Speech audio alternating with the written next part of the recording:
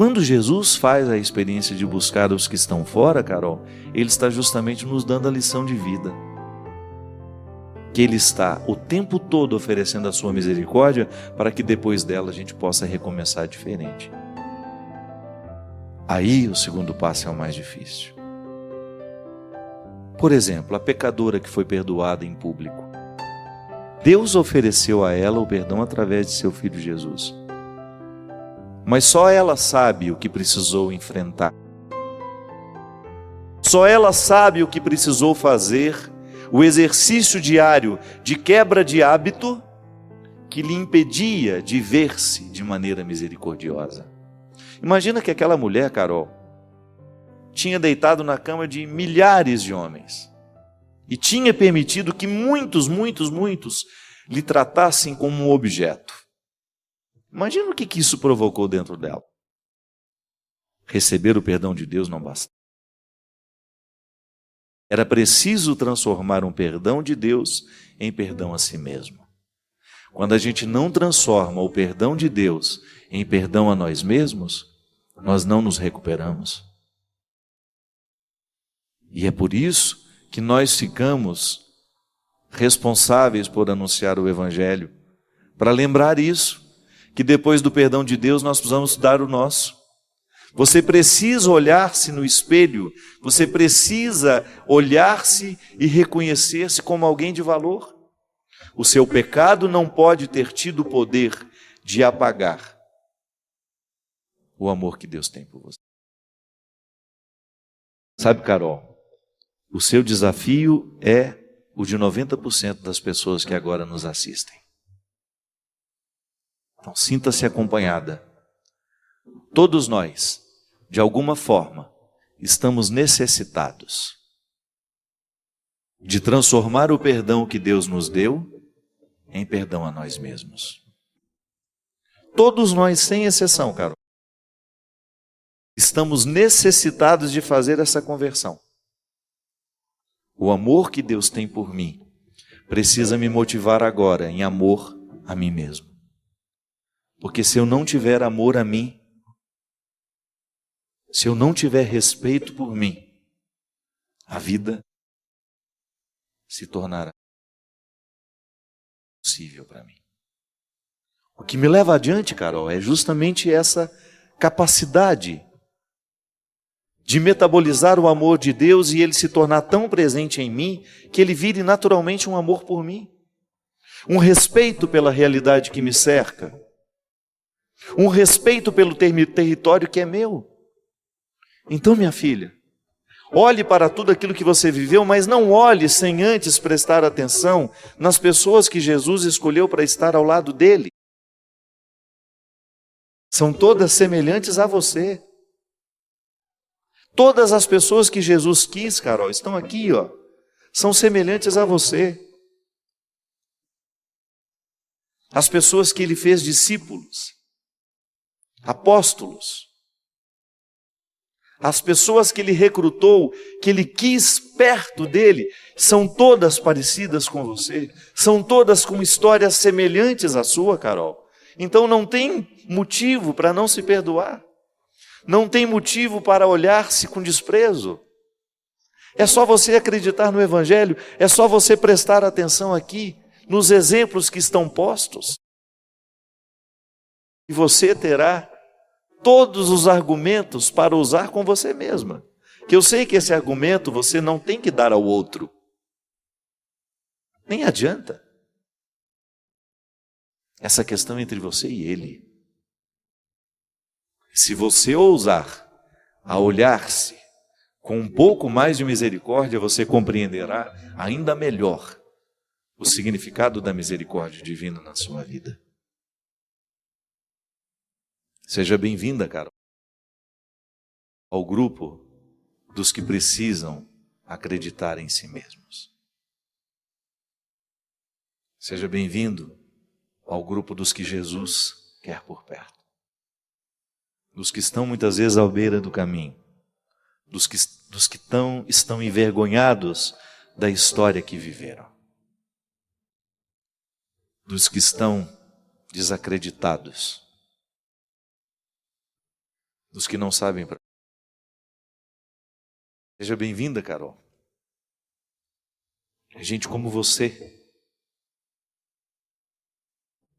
Gente como você, que agora me assiste, que também tem o mesmo sentimento que Carol, que tem outro nome, mas que tem uma história parecida.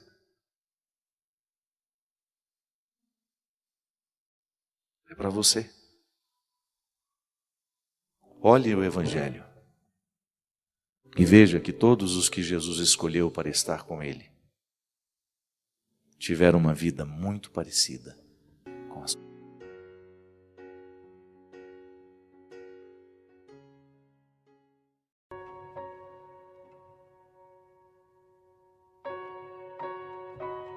Padre Fábio, eu sinto um vazio muito grande dentro de mim e nem sei porquê. O que fazer nessa hora? Bem, esse conceito de vazio é muito amplo, né? O que pode ser um vazio? Se é vazio é porque não é nada, né? Está vazio porque não tem nada. Então, está faltando preencher. A gente tem que preencher o vazio. Muitas vezes existem alguns tempos na nossa vida em que o vazio acentua. A velhice pode ser um lugar, uma época para isso acontecer. Então, de repente, a pessoa ficou aposentada, ela deixou de trabalhar, ficou aquele vazio. O que ela faz com isso agora? Ou ela vai se ocupar de coisas que ao longo da juventude já não pôde fazer, ou ela vai ficar ali naquela ociosidade. Então, de repente, o que é bom para evitar esse vazio? Preencher com coisas boas. Uma boa leitura, uma boa influência. Sempre digo isso, minha gente, nós temos que tomar um cuidado muito grande com aquilo que ocupa a nossa cabeça e o nosso coração. Porque nós somos fruto de tudo isso. As coisas que nós estamos alimentando hoje através da nossa leitura, do programa da tarde que a gente assiste, da música que a gente escuta, tudo isso preenche ou não os nossos vazios. Quando é que a gente tem a sensação de que o vazio foi preenchido? Quando nós nos identificamos de maneira positiva com o que a gente está vendo. Então, de repente, eu assisti a uma reportagem, a uma entrevista muito interessante. Eu não vi nem o tempo passar, pronto. Eu preenchi o vazio daquela hora que eu iria passar em angústia, eu passei na boa companhia de uma reflexão boa. Uma boa reflexão. Então, de repente, se eu não ocupei a minha cabeça com coisas boas, aquilo acentuou ainda mais o meu vazio.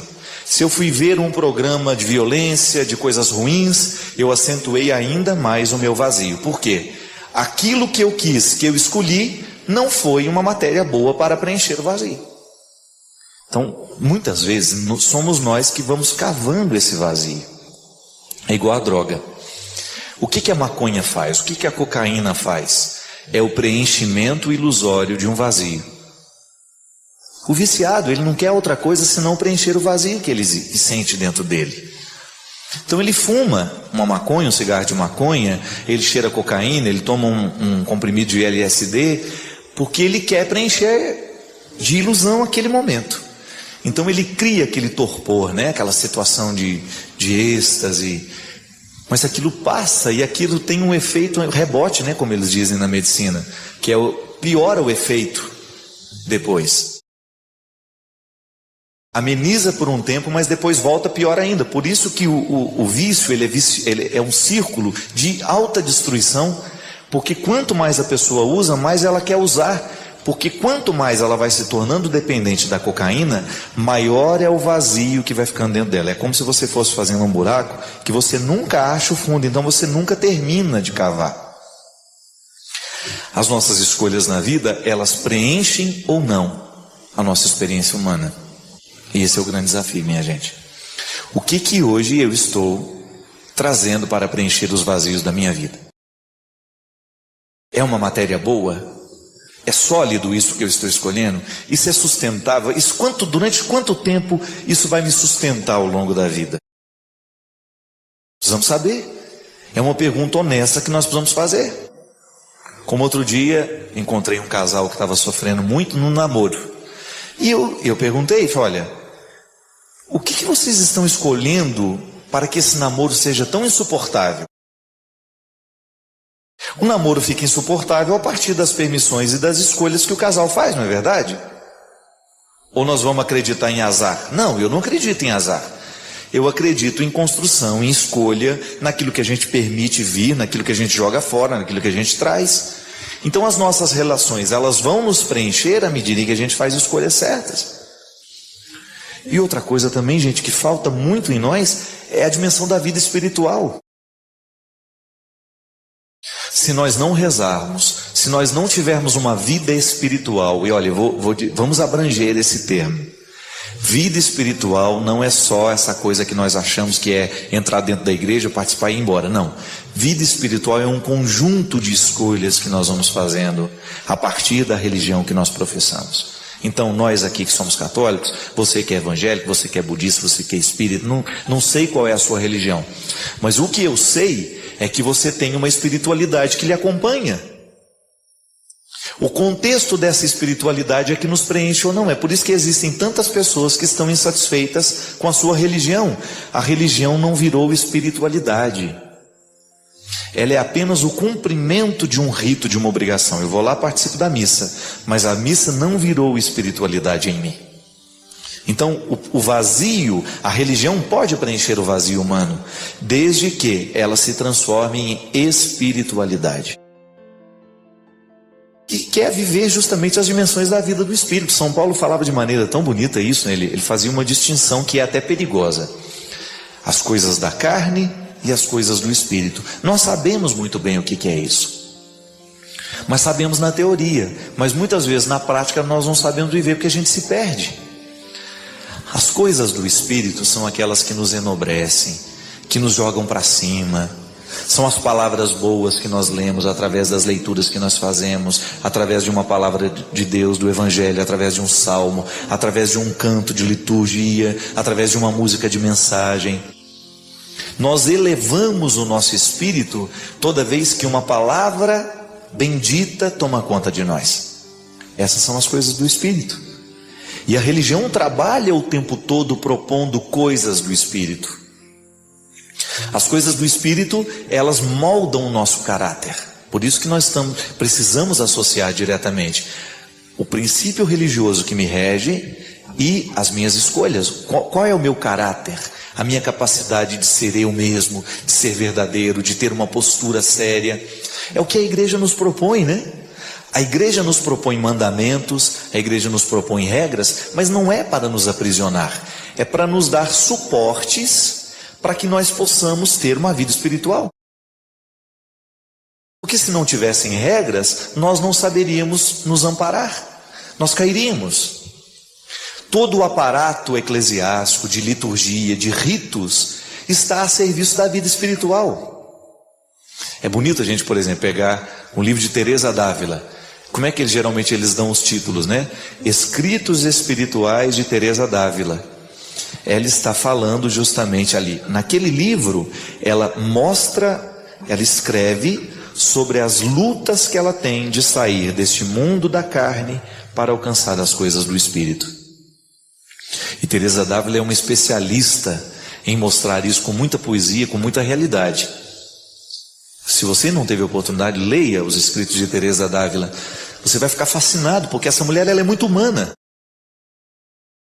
E ela não pratica uma religião etérea, dessas que não se mistura na realidade, não.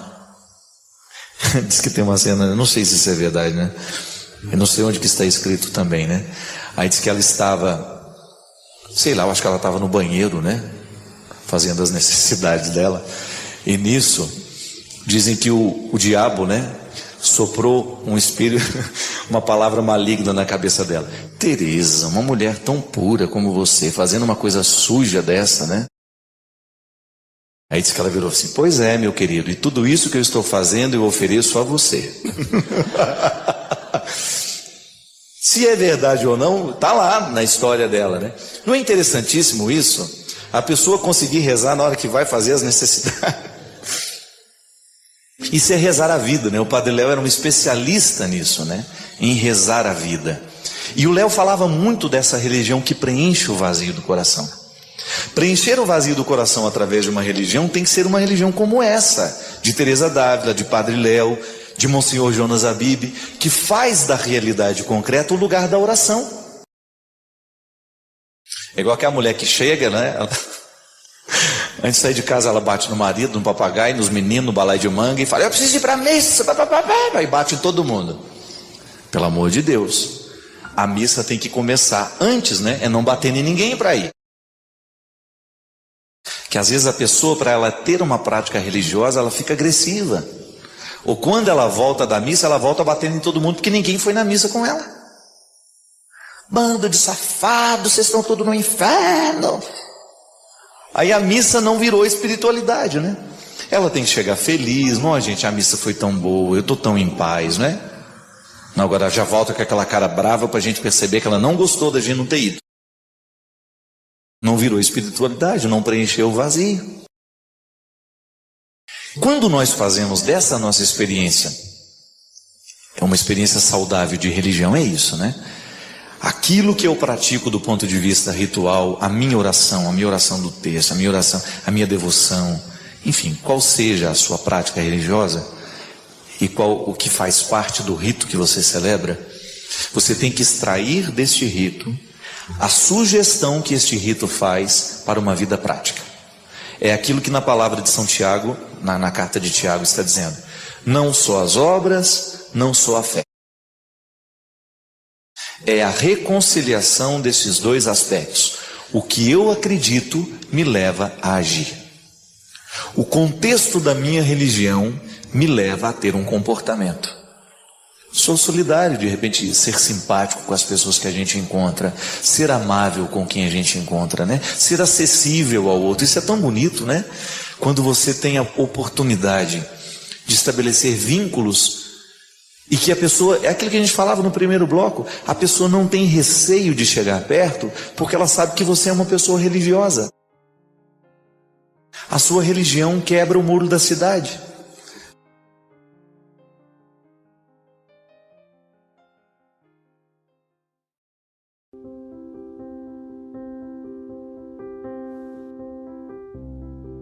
Tenho vivido, padre, este problema no meu namoro. Sinto que meu namorado não é capaz de respeitar quem eu sou. Ele acaba vivendo comigo e eu aceitando inúmeras projeções. Tenho medo, padre, pois o nosso casamento está se aproximando e tenho certeza que ele não se casará com quem eu de fato sou, mas com quem ele imagina o tempo todo. Como fazer? Difícil, né? Você estabelecer um relacionamento onde você sente que o outro não ama quem você é, mas ele ama aquela pessoa que ele imagina você ser. Primeiro que isso é um crime terrível, que nós permitimos que aconteça. Porque é impressionante como eu encontro pelo caminho pessoas vivendo esses acorrentamentos afetivos que num primeiro momento parece amor, que num primeiro momento parece respeito, parece solidariedade, parece carinho, mas depois aquilo vai se transformando num verdadeiro desastre na vida de quem experimenta. Então, às vezes, nós permitimos que o outro se depare, vá dando as regras de um jeito dentro do relacionamento que a gente vai aceitando essa ilusão. Porque num primeiro momento, quando a gente se encontra, a gente não sabe quem o outro é. A gente imagina muita coisa, não é assim? À medida em que nós vamos convivendo, a gente deixa de imaginar e começa a encontrar a realidade. É depois que você encontrou a realidade, quando você desfez o pacote da ilusão, é que você tem condições de dizer que você ama, se você ama ou não. Até então, a ilusão não nos permite o amor. A ilusão pode até nos permitir a paixão, que é diferente. Por isso que quando uma pessoa está apaixonada, ela é uma pessoa até perigosa. Ela pode cometer burradas por causa dessa paixão que sente. Ela pode agir de maneira irracional. Quem aqui já ficou apaixonado e sabe disso? Já? A gente não perde o equilíbrio emocional? A gente olha para o outro e fica imaginando uma série de coisas. Nossa, como essa pessoa é maravilhosa. Nossa, era tudo o que eu precisava. Era tudo o que eu queria. Às vezes a pessoa tem tanta ânsia de ser feliz, que o primeiro que ela encontra, ela acha que ele é o príncipe encantado da vida dela. Por causa das ansiedades que tem. Mas, pelo amor de Deus, o outro não tem a obrigação de carregar as nossas ilusões, as nossas neuroses. Então, quando nós nos encontramos, nós temos ilusões que, por responsabilidade, nós precisamos fazer cair por terra aos poucos. Olha, você acha que eu sou assim, mas não sou não, viu? Isso é somos nós que precisamos pontuar para o outro. Porque se eu fico aceitando a ilusão que o outro tem de mim, eu corroboro, eu dou a ele ainda elementos mais sólidos para poder sustentar essa pseudo-percepção. E às vezes a gente faz isso porque a gente não quer decepcionar o outro. Isso é uma bobagem. Às vezes nós perdemos uma vida inteira com medo de decepcionar o outro, mas decepcionando a nós mesmos. Um prejuízo afetivo terrível. Isso é falta de amor próprio, né? A gente falava isso aqui antes, que quando Deus nos ama, Ele nos ensina a amar quem somos. É isso. A partir do momento que a gente se ama, a gente não vai permitir que o outro venha querer nos fazer um fantoche. O amor não pode ser isso. E às vezes, na relação a dois, nós descobrimos que o outro está sendo escravizado porque ele não teve coragem de quebrar a ilusão que o outro tinha dele. Como é que nós podemos estabelecer relações sequestrantes? Como é que nós podemos viver o papel de vítima ou então até mesmo o papel de sequestrador? Toda vez que nós alimentamos uma ilusão ou permitimos que o outro alimente uma ilusão a nosso respeito, nós estamos estabelecendo as paredes desse cativeiro. Então, minha filha, se você está vivendo uma experiência de namoro, onde o seu futuro esposo está namorando muito mais com uma ilusão do que com uma realidade, é responsabilidade sua quebrar esse cristal agora, enquanto é tempo. Porque às vezes o outro vai até se apaixonar por você de verdade, vai até ser capaz de amar quem você é, mas você terá que tirar primeiro os panos da ilusão. Nós não temos o direito de fazer isso com a gente. Olha, eu vou permitir que você ame aquilo que você imaginou. Então eu vou ficar representando no tempo que eu puder esse papel que você acha que eu devo viver.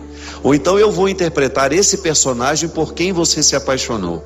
Eu vou representar esse personagem de quem você gosta. Só para eu ter um pouquinho o prazer de ser gostado por você. Mas isso não alimenta, isso é muito raso.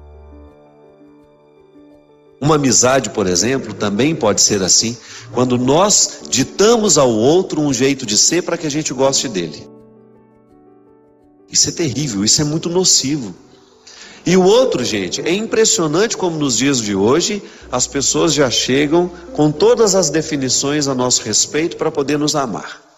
Com todos os condicionamentos para poder nos apresentar. Olha, eu vou amar você se você fizer isso, se você fizer aquilo, se você corresponde isso, se corresponde aquilo. Mas é claro que ela não diz isso de maneira tão direta. Ela vai dizendo com um sorriso, nossa, que bom que você fez isso por mim, como você é especial. Aí você, então é assim que tem de ser. Aí você começa a reproduzir um papel. Porque carentes todos nós somos. Todos nós temos carências. Todos nós temos necessidade de sermos amados. Agora, cuidado, porque às vezes, por causa dessa necessidade de ser amada, por causa dessa necessidade de sermos amados, nós assassinamos a nossa verdadeira identidade. E o que sobra no final? Aquele amargo, sabe? Não fui quem eu deveria ter sido, não fui amado como poderia ter sido amado. Por quê? Porque eu perdi tempo com os fantoches. Eu não me assumi. Eu não fui quem eu deveria ter sido desde o início. Eu permiti que a ilusão dele permanecesse. Então, por ter uma ilusão a meu respeito, e eu dando alimento a essa ilusão, eu cometi um crime contra mim. Eu tenho uma máxima que o outro nos trata da maneira como nós autorizamos. A violência doméstica começa assim, é com um grito. O marido grita uma vez, a mulher aceita o grito. Ele grita 2 vezes, ela aceita o grito. Até o momento em que esse grito vira tapa, vira agressão, vira palavra cruel. Porque ela nunca chamou a polícia para dar um jeito nele, agora ela já não sabe mais o que fazer. Só que às vezes as agressões não são físicas. A gente agride o outro com o nosso sorriso, cerceando a liberdade dele, colocando cercas, cadeados nas mãos, não nas mãos aqui. A metáfora é metáfora. A gente coloca cadeado nos sonhos da pessoa. A gente impede essa pessoa de ir além, por causa dos condicionamentos que nós vamos fazendo. Ah, padre, mas como é que eu sei que se eu estou dentro de um cativeiro ou não? É só você perceber se aí, no mais íntimo da sua verdade, você se sente de verdade amada por alguém. Esse homem com quem você se casou, ele é seu marido ou ele é seu sequestrador? Essa mulher com quem você se casou, é sua esposa ou é sua sequestradora? Ela nutre a sua liberdade ou ela lhe priva de ser quem você é? Essas amizades que a gente tem, nesses relacionamentos que nós estamos estabelecendo, nós somos livres para ser quem somos ou nós temos que ficar representando papéis o tempo todo para sermos aceitos? Ah, padre, mas se a gente for verdadeiro, a gente fica sozinho. Eu não acredito, não. Porque às vezes é melhor você ter 2, 3 de qualidade do que ter 5.000 na hipocrisia e na superficialidade. Amigo de verdade, minha gente, um amigo de verdade, se você tem um, já lhe basta. Porque a gente tem muitos conhecidos. A gente tem muitas pessoas, claro, temos pessoas amigas. Eu estou falando, é daquela amizade onde você divide quem você é, sem medo. É aquele amigo que alivia os fardos da gente pelo simples fato de estar ao lado. É aquele que não nos imagina, sabe? É bom demais quando você está ao lado de uma pessoa que não te imaginou, que te viu de verdade. Ali não tem sequestro. Ali existe uma pertença, um vínculo saudável, sadio. E aí a gente se sente à vontade. Isso é amor. O amor, ele nos oportuniza a oportunidade de sermos livres. Nos oportuniza termos condições de lidar o tempo todo com quem nós somos de verdade, com a nossa realidade. Não vai permitir a ilusão. Tanto é que onde existe amor não pode haver ilusão, onde existe ilusão não pode haver amor. O amor é porque o véu da ilusão já caiu por terra. Se existe amor, é porque existe muita realidade. É o oposto da ilusão. A ilusão, volto a dizer, até comporta a paixão. Não tem problema, está apaixonada porque tem uma ilusão. Agora, depois que essa ilusão cai por terra, fica a realidade. E o que pode dizer se ama ou não, não é a ilusão que a gente tem um do outro, é a realidade que se estabelece. Aí sim um casamento pode durar muitos anos, uma relação de mãe e filha pode ficar muitos anos, aquele vínculo será eterno. Por quê? Porque ali só existe realidade. A gente não tem mais tempo para ter ilusão com o outro não, não é verdade? Você que está casado há 50 anos, dá tempo de alimentar a ilusão de novo? Não, é a pura realidade. E é isso que faz a gente ficar. É o amor que a gente construiu, é o respeito. E não é amor romântico não, é amor responsável, é esse amor que me faz dizer, olha, eu sei todos os seus defeitos, mas eu quero que você continue aqui do meu lado, porque minha vida fica muito ruim quando você vai embora. Isso sim é bonito demais. Então é isso que você precisa fazer, minha filha. Você precisa ter um cuidado para que o seu namoro seja um verdadeiro ensaio do casamento. Porque o namoro é isso. Namoro existe para terminar. Viu? O namoro é um tempo que pode ser encerrado, igual a minha produtora está querendo que eu encerre o programa. O namoro é um tempo que pode terminar, não tem problema. Pode acabar o namoro um dia antes do casamento, que não é nenhum problema. O problema é a gente terminar um casamento quando já existem filhos, quando já existem vínculos pelos quais você se responsabilizou, é você quebrar a estrutura de um lar, é você quebrar Por isso que eu estou te falando. Para evitar esse desastre maior, permita o desastre menor, que é o término do namoro. A não ser que você tenha condições de fazer cair por terra a ilusão e o seu namorado descobrir que a sua realidade é muito melhor do que aquilo que ele tinha imaginado.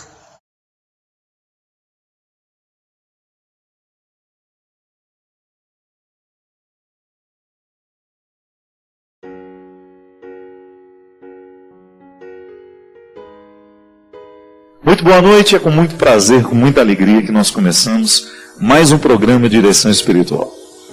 E você sabe que enquanto eu cantava essa música, ela é uma música que realmente me faz rezar, gosto dessa expressão, de lembrar que Deus é o meu cuidador. E achei interessante que durante esse momento em que eu cantava, uma dimensão dessa música que eu nunca tinha pensado me ocorreu agora. Que conhecer o meu cuidador, mergulhar no mistério dele, é entender o porquê que ele cuida de mim assim. E isso tem repercussões na nossa vida, é interessante isso. Quando a minha mãe me exige, por exemplo, agora não tanto mais, porque eu já sou um homem mais crescido, mas quando eu era criança e eu estava sob o cuidado absoluto da minha mãe, tinha regras, tinha muitas exigências lá dentro de casa que eu não sabia entender. Só depois que o tempo passa, que você também passa a exercer o papel de cuidador de alguém, é que você entende por que aquele cuidado tinha regras. Porque o amor tem regras. Eu ficava aqui pensando, enquanto cantava, que é muito bom eu ter a oportunidade de saber que a minha vida vai ser um constante processo de conhecer a Deus, o meu cuidador. E que quanto mais eu conhecê-lo, maior será a minha capacidade de compreender o porquê que ele cuida de mim e como cuida. É a experiência de você deixar de ver como fardo as exigências. É você olhar o cuidado como um dom. Eu já refleti sobre isso aqui. Que muitas vezes, na tentativa de amar os nossos filhos, nós não colocamos regras para eles. E ao não colocar regras para uma criança que carece de regras, nós estamos desprotegendo. A gente até entende que o limite que o outro coloca para a gente poder obedecer é um direito que a gente tem. No momento em que eu não posso obedecer a mim mesmo, no momento em que eu não tenho ainda consciência iluminada o suficiente para saber o que é certo e o que é errado, é direito da criança que alguém venha orientá-la e mostrar o caminho correto. Minha gente, na vida de fé é a mesma coisa. A gente professar a fé em um Deus cuidador, em um Deus que nos observa porque nos ama, é a gente descobrir o momento em que estaremos limitados por causa do amor. Mas você poderia dizer, mas o amor não limita. Não, não é bem assim. O amor abre horizontes, mas esses horizontes que o amor abre contêm limites. Porque nenhum ser humano pode ser feliz, pode dar conta da existência, se não estiver bem situado nos limites que tem. Eu sei que se eu colocar a minha mão no fogo, eu vou queimá-la, porque a minha pele tem um limite. Mas eu posso apreciar o fogo. Eu não preciso tocá-lo. Eu tenho o dom de apreciá-lo, de saber que ele é perigoso para mim, e ao mesmo tempo estabelecer entre a minha pessoa e o fogo o limite necessário da segurança. Na vida é a mesma coisa. Com outros fatos, com outros acontecimentos, quando eu também preciso estabelecer os meus limites, porque me amo. Porque tenho uma experiência de cuidado comigo. Todo mundo que se ama, se estabelece limites. Não é só o outro que me coloca limites. Eu também coloco limites para mim. É a mesma coisa da regra da convivência saudável, Se eu digo que amo, mas não respeito o limite do outro, eu estou contradizendo com a minha atitude aquilo que eu digo na palavra. Eu não fico prestando muita atenção em quem diz que me ama, ou que me admira, que isso e aquilo. Porque, na verdade, a admiração, o amor e o respeito, você identifica na atitude concreta, é na prática.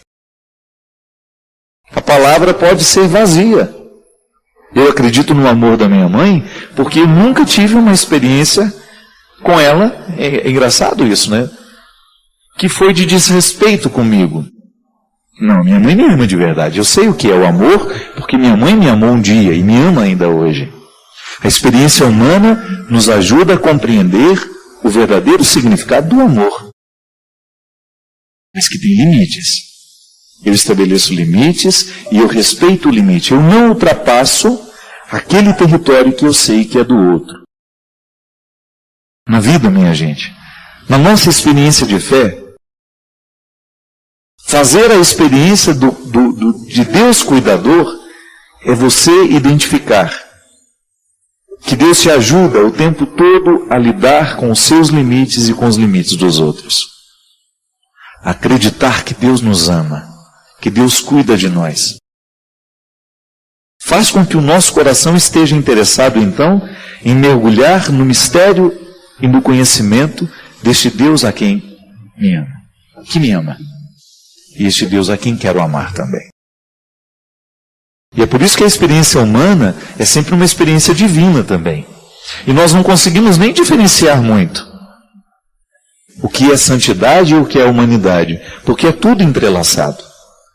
Quando olho para Deus, quando mergulho no mistério do seu amor por mim, eu estou mergulhando também no mistério do amor que eu preciso ter por mim, no mistério do amor das pessoas por mim.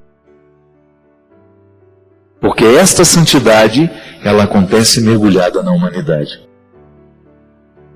E aí a gente descobre que não há oposição, que uma humanidade bem vivida já é o preparo de uma santidade, que já é uma experiência de santidade. Porque no momento em que eu trabalho a minha humanidade com responsabilidade, eu estou me aproximando do sagrado, eu estou permitindo que Deus cuide de mim. Você sabe que muitas vezes a gente encontra pessoas que estão com muita dificuldade de serem cuidadas por Deus. Você já deve ter se sentido assim. Você conhece alguém que se sente assim? Com certeza. Hoje, é possível que você tenha encontrado uma pessoa assim, que já não sabe mais sentir-se amada por Deus, que já tem dificuldade de sentir-se protegida por Deus. Por quê? Porque já perdeu o amor próprio. Porque já se desprotegeu. Já deixou de se cuidar. Já se expôs como uma praça pública, como um território baldio, sem muito respeito, sem muitos limites. Cercas foram quebradas, foi profanado aquele ambiente que antes era sagrado. E por que está assim? São muitas as situações humanas. A droga faz isso com a gente, a sexualidade mal vivida, mal experimentada faz isso com a gente, a traição, a falta de amor, o ódio, o rancor, a infidelidade. São tantas as atitudes humanas que quebram as cercas do nosso território santo. E aí, quando estamos assim, temos muita dificuldade de acreditar no cuidado de Deus. Temos muita dificuldade de experimentar o cuidado de Deus. Por quê? Porque há alguma coisa quebrada nesse processo humano que dificulta a compreensão da realidade espiritual. É por isso que eu sempre gosto de dizer, psicologia e espiritualidade andam juntas. Uma boa psicologia aplicada faz com que a gente se aproxime de Deus, do mistério. Faz com que a gente reconheça na nossa alma as desarmonias, aquilo que está quebrado, aquilo que está profanado.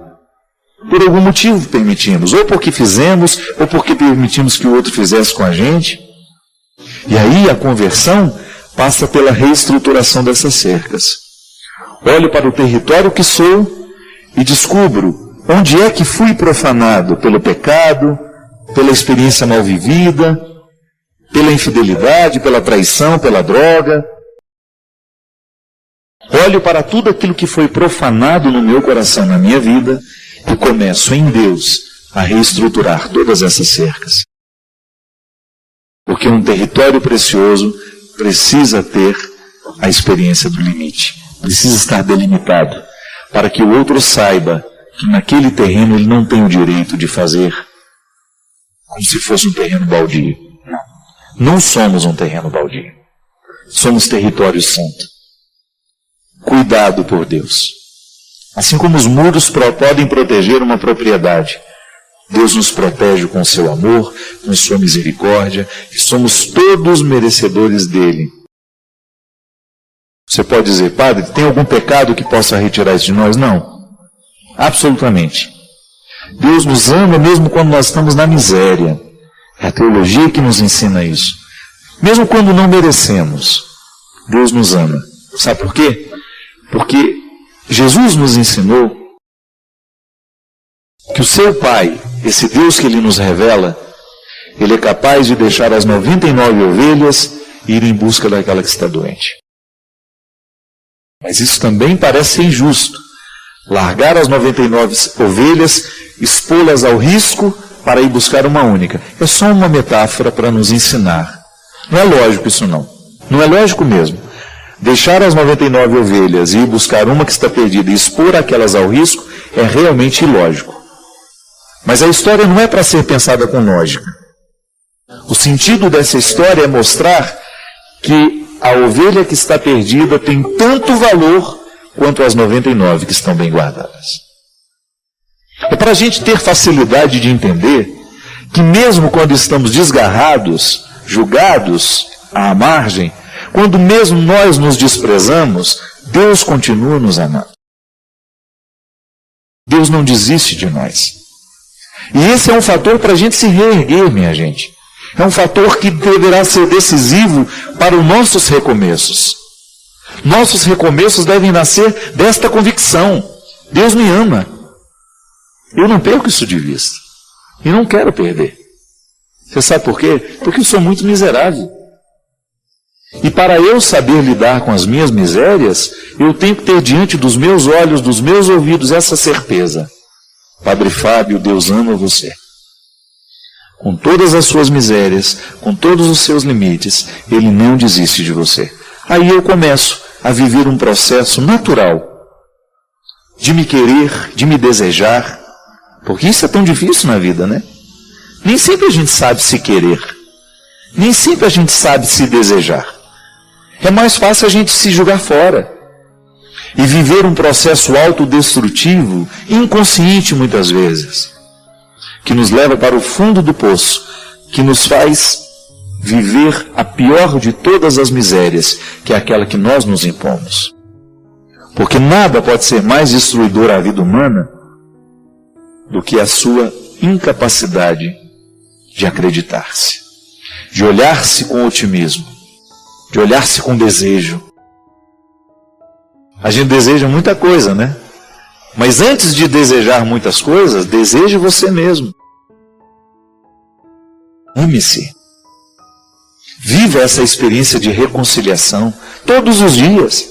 Agora, nesse momento, antes de dormir. Faça as pazes com você. Porque fazer as pazes com você é, sem dúvida, dar a Deus a oportunidade de continuar cuidando de você. Fazer as pazes com você é você estar em paz com os seus limites, com as suas misérias, com as suas inadequações e acreditar que Deus continua de olho em você. Mas um olhar amoroso, um olhar terno, um olhar cheio de futuro. Porque é assim que Deus nos olha, com um olhar cheio de futuro.